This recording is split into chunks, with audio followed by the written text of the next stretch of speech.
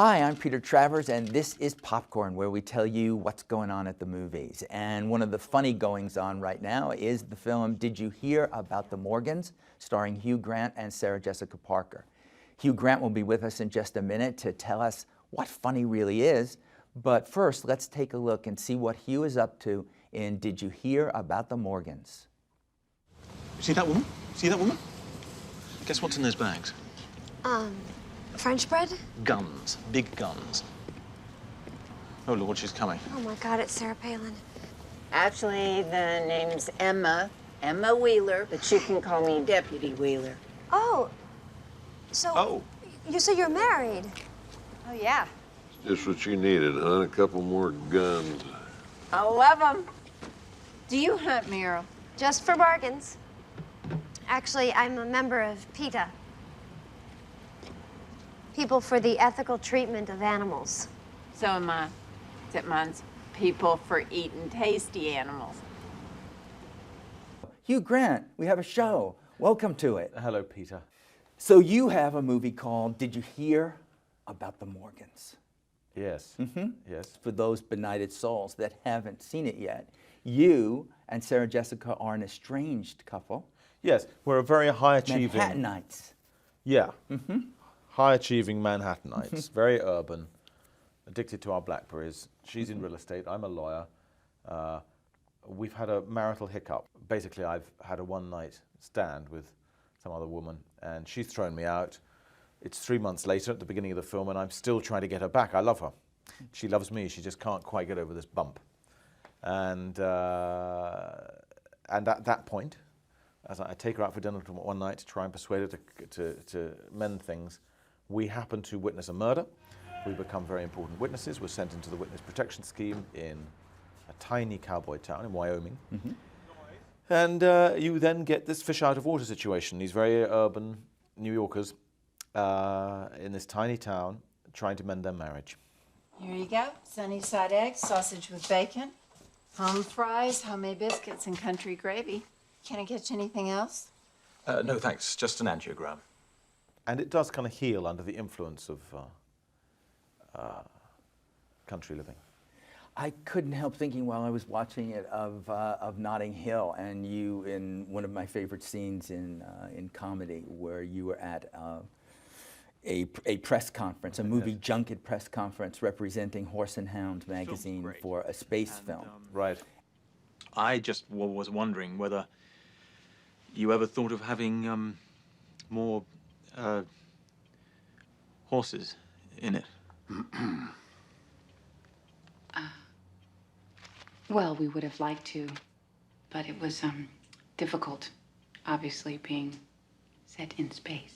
And I kept looking at you then at the end with the rodeo, thinking, finally, you know, you could have been from Horse and Hound. Is this why you were attracted to it? You wanted to be out west? And well, there were many things. I mean, you know, it was a funny script and it's doesn't matter, moving yeah. and all that. But I did. There was part of me that was thrilled to be in the Wild West, to be going onto a film set where there's a sign that says "No concealed weapons." Thrilling, thrilling. What do you think here in America with us Yanks?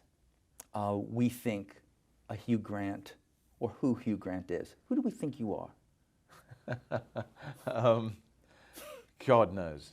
I don't think anyone still believes that I'm, you know, as nice as I sometimes seem in some of these films. I think everyone knows that I'm complicated, difficult, black in some ways.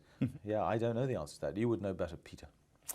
I don't know. I think it's more interesting to hear what a person who is in the film business thinks of people looking at them. But let me ask the converse of that question and say, when you get up in the morning to shave, who do you see in that mirror? Who is that guy now?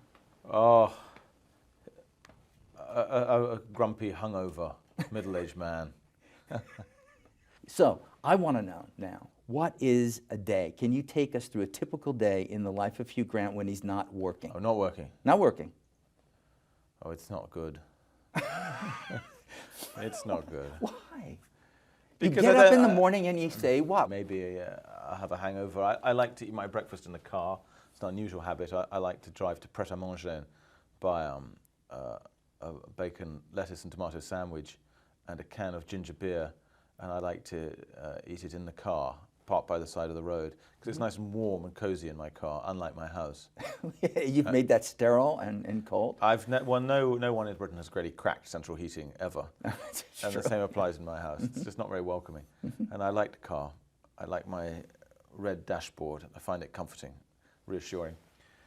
So breakfast in the car, and then I basically answer emails all day. That's all I do in life is answer emails. I looked, and I'm just going to read you this one sentence. This is like an IMDb. Is it going to depress me? No, I don't think so. Part of it is really good, and the other part, I don't know if it's true or not. But it says, over years of fame, Hugh Grant has been identified in popular culture as a figure of kindness and charisma, charm, sharp tongue and wit, who is very vocal about his disrespect for the profession of acting and his disdain toward the culture of celebrity. He is equally infamous for his grumpiness, political incorrectness, hostilities, and the media, and bad temper. In a career spanning 20 years, Grant has repeatedly claimed that acting is not a true calling, but just the job he fell into. What's the percentage of truth? It's not bad, actually. I mean, not necessarily the nice bits at the beginning, but the grumpy bits and all that. Yes, I'll admit to 50% of that. But the disrespect for the profession, I've heard that about you, and yet It's not really disrespect. It's not that. Yeah. It's a. I just don't personally care for a great piety about acting. You know, my real home is in the theatre. Those actors who talk very quietly, because I just think, "Oh, piss off, you bore." That's my feeling about that.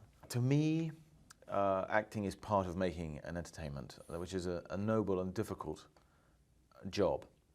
But you know, when people start to talk about art, I get tense. It's a bit like, I think it was Goering who said, when I hear the word culture, I reach for my revolver.